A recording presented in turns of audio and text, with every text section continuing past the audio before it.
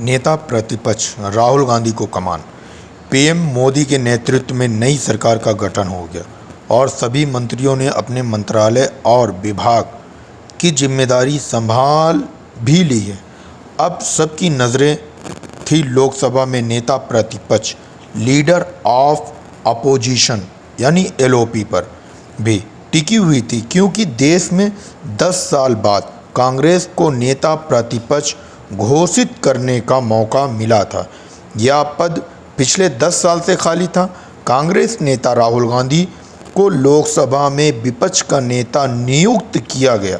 यहाँ हम लोकसभा में नेता प्रतिपक्ष के बारे में जानेंगे। बता दें कि राहुल गांधी ने रायबरेली से संसद सदस्य के रूप में लोकसभा सदस्य की शपथ ली है। पीएम मोदी के नेतृत्व में नई सरकार का गठन हो गया और सभी मंत्रियों ने अपने अपने मंत्रालयों और विभागों की जिम्मेदारी संभाल भी ली है। अब सबको इंतज़ार है तो नई सरकार के गठन के बाद लोकसभा की पहले बैठक का। साथ ही सबकी नज़रें लोकसभा में नेता प्रतिपक्ष लीडर ऑफ अपोजिशन एलओपी पर भी टिकी हुई है, क्योंकि देश में 10 साल बाद कांग्रेस को नेता प्रतिपक्ष घोषित करने का मौका मिला। यह पद पिछले 10 साल से खाली था। इस लेख में हम लोकसभा के पहले नेता प्रतिपक्ष के बारे में जानेंगे। बता दें कि इंडिया गठबंधन भारतीय जनता पार्टी बीजेपी के नेतृत्व वाले राष्ट्रीय जनतांत्रिक गठबंधन एनडीए को तीसरी बार सत्ता में आने से रोकने में असफल रहा, लेकिन इस बार वापसी ज़रूर की। इस चुनाव में कांग्रेस ने 543 सीटों में 99 सीटें जीती। 2014 के बाद से उसका सर्वश्रेष्ठ प्रदर्शन है। कांग्रेस नेता राहुल गांधी को लोकसभा में विपक्ष का नेता नियुक्त किया गया। पार्टी सांसद वेणुगोपाल ने यह जानकारी दी। मीडिया को संबोधित करते हुए वेणुगोपाल ने कहा कि कांग्रेस संसदीय दल सीपीपी के अध्यक्ष सोनिया गांधी ने प्रोटेम स्पीकर की भर्तृहरि महताब को पत्र लिखा और उन्हें सूचित किया कि राहुल गांधी लोकसभा में विपक्ष के नेता होंगे। बता दें कि राहुल गांधी ने रायबरेली से संसद सदस्य के रूप में लोकसभा सदस्य की शपथ ली। उन्होंने वायनाड की सीट से इस्तीफा दे दिया, जहां पर उनकी बहन और कांग्रेस नेता प्रियंका गांधी उपचुनाव लड़ेंगी।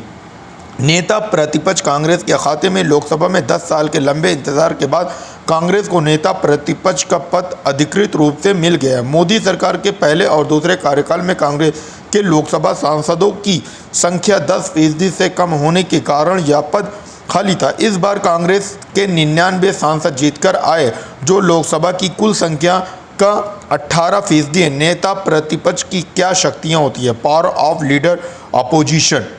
लोकसभा में विपक्ष के नेता लीडर ऑफ अपोजिशन का पद महत्वपूर्ण होता है। साथ ही नेता प्रतिपक्ष की कई महत्वपूर्ण शक्तियां और भूमिकाएं होती हैं। भारतीय लोकतंत्र में संतुलन बनाए रखने के लिए विपक्ष के नेता का रोल महत्वपूर्ण हो जाता है। साथ ही साथ राष्ट्रीय और अंतर्राष्ट्रीय महत्व के मुद्दों पर विपक्ष के नेता की भूमिका महत्वपूर्ण होती है। कांग्रेस वर्किंग कमेटी ने राहुल गांधी के नाम का प्रस्ताव पारित किया, जिसे मंजूर कर लिया गया। साथ ही कांग्रेस के वरिष्ठ नेता भी चाहते थे कि राहुल गांधी नेता प्रतिपक्ष बने।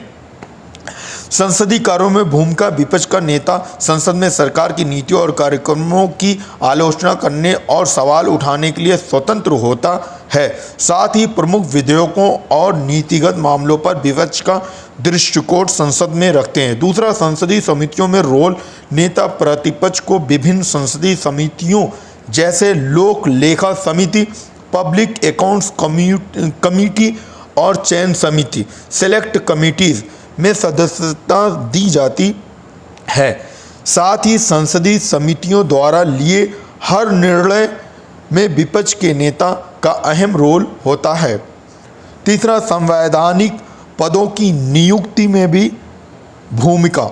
संवैधानिक पदों पर होने वाली नियुक्तियों में नेता प्रतिपक्ष की भूमिका भी मायने रखती है। उदाहरण के लिए बात करें तो केंद्रीय सत्कर्ता आयोग सीवीसी, सूचना आयोग और लोकपाल की नियुक्ति में नेता प्रतिपक्ष की राय भी ली जाती है।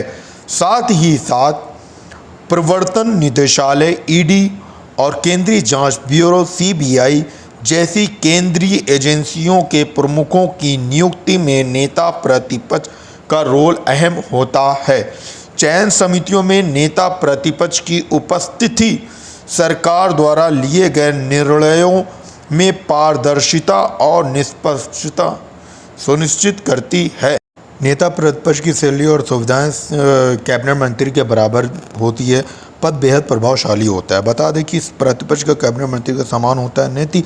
नेता प्रतिपक्ष केंद्रीय मंत्री समकक्ष वेतन और भत्ते और अन्य सुविधाएं भी इनको मिलती है।